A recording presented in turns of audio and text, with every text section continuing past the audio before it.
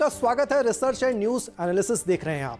प्रधानमंत्री नरेंद्र मोदी का रेडियो कार्यक्रम मन की बात 11 वर्षों का पड़ाव पार कर चुका है।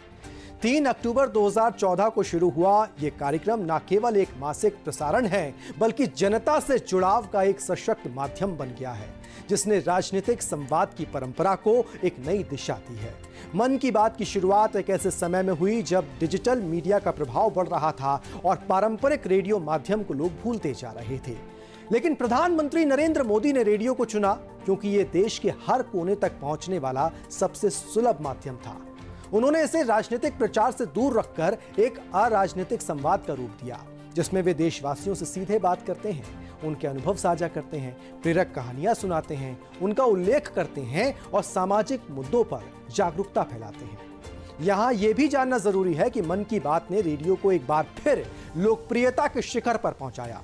आकाशवाणी, दूरदर्शन, निजी एफएम चैनल्स और डिजिटल प्लेटफॉर्म्स पर इसका प्रसारण होता है। हर महीने के अंतिम रविवार को सुबह 11 बजे देशवासी इस कार्यक्रम से जुड़ते हैं। 126 से अधिक एपिसोड पूरे कर चुका यह कार्यक्रम रेडियो के पुनर्जन्म का प्रतीक बन गया है। प्रधानमंत्री मोदी ने इस कार्यक्रम के माध्यम से जनता की भागीदारी को प्राथमिकता दी। वे सामान्य नागरिकों की कहानियां साझा करते हैं, जैसे कि स्वच्छता अभियान में योगदान देने वाले लोग, जल संरक्षण में जुटे ग्रामीण महिलाओं द्वारा चलाए जा रहे कचरा प्रबंधन अभियान या स्टार्टअप्स की सफलता की कहानियां। उदाहरण के तौर पर भोपाल की 200 महिलाओं की टीम जो 17 पार्कों की सफाई करती है, या लखनऊ की गोमती नदी टीम को हर रविवार सफाई अभियान चलाती है, जो ये कहानियां न केवल प्रेरणा देती हैं बल्कि सामाजिक बदलाव की मिसाल भी बताती हैं। मन की बात ने कई राष्ट्रीय अभियानों को जन आंदोलन में बदलने में अहम भूमिका निभाई है, जैसे स्वच्छ भारत मिशन। प्रधानमंत्री ने बार बार इस अभियान को मन की बात में उठाया, जिससे ये जनता का कर्तव्य बन गया। जल जीवन मिशन, बेटी बचाओ बेटी पढ़ाओ, fit India movement, vocal for local, इन सभी अभियानों को मन की बात के मंच से जनता तक पहुंचाया गया। कोविड-19 महामारी के दौरान भी मन की बात ने सतर्कता, सहयोग और टीकाकरण को लेकर जन जागरण किया। लोगों को जागरूकता के तहत बताया कि उसका महत्व वैक्सीन का क्या है। प्रधानमंत्री नरेंद्र मोदी ने मन की बात में भारतीय संस्कृति, परंपरा और इतिहास को भी प्रमुखता दी है। सुभाष चंद्र बोस की जयंती, संविधान दिवस, गणतंत्र दिवस, महाकुंभ, लोक कलाकारों और स्थानीय त्योहारों का उल्लेख कर उन्होंने देश की विविधता और विरासत को सम्मान दिया। हालांकि आज सोशल मीडिया और डिजिटल प्लेटफॉर्म्स का बोलबाला है, लेकिन मन की बात ने सीधे संवाद की ताकत को साबित किया है। यह कार्यक्रम एक तरफा भाषण नहीं, बल्कि जनता की बातों को सुनने और साझा करने का मंच है। प्रधानमंत्री स्वयं कहते हैं कि वे जनता से सीखते हैं और यही इस कार्यक्रम की विनम्रता और प्रभावशीलता को दर्शाता है। मन की बात के जब 100 एपिसोड पूरे हुए थे, तब बताया गया था कि मन की बात ने 125 करोड़ से अधिक लोगों तक अपनी बात पहुंचाई है। 4,500 से अधिक शहरों और कस्बों ने स्वच्छता अभियानों में भाग लिया। 15 करोड़ से अधिक लोगों ने विभिन्न अभियानों में सक्रिय भागीदारी निभाई। सोचिए, अब तो 126 एपिसोड पूरे हो गए हैं। अब यह आंकड़ा कई गुना और बढ़ चुका होगा। मन की बात को लेकर राजनीतिक आलोचना भी हुई है। कुछ लोगों ने इसे प्रचार का माध्यम कहा, तो कुछ ने जनता की समस्याओं पर ध्यान न देने का आरोप लगाया। लेकिन इस कार्यक्रम की निरंतरता, लोकप्रियता और जन सहभागिता ने इसे एक प्रभावशाली संवाद के रूप में स्थापित किया।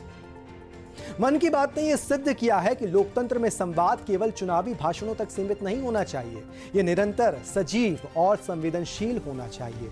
प्रधानमंत्री मोदी ने जनता से जुड़ने का एक नया तरीका अपनाया, जिसमें राजनीति नहीं बल्कि समाज और संस्कृति की बात होती है।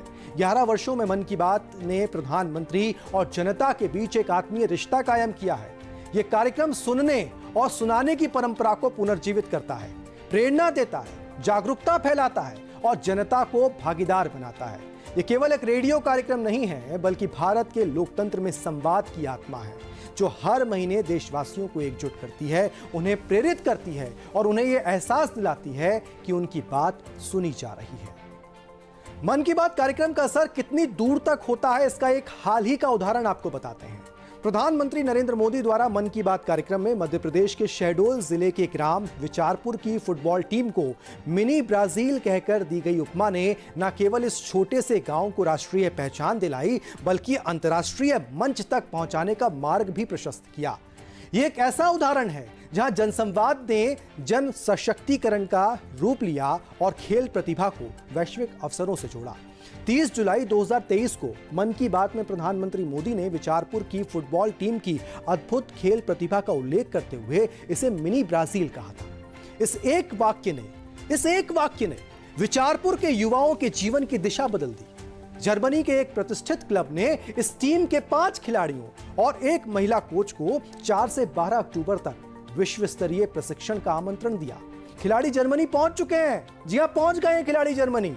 ये वो उनको गेंद नियंत्रण, पासिंग और शूटिंग की आधुनिक तकनीकें, फुटबॉल की रक्षात्मकता और आक्रामक रणनीतियां, टीम वर्क, निर्णय क्षमता और मानसिक मजबूती और टेक्निकल गेम प्लानिंग और फिटनेस ड्रिल्स की ट्रेनिंग दी जा रही है यहां पर उनको। जर्मनी में सोचिए, ये सब ट्रेनिंग मिल रही है बच्चों को।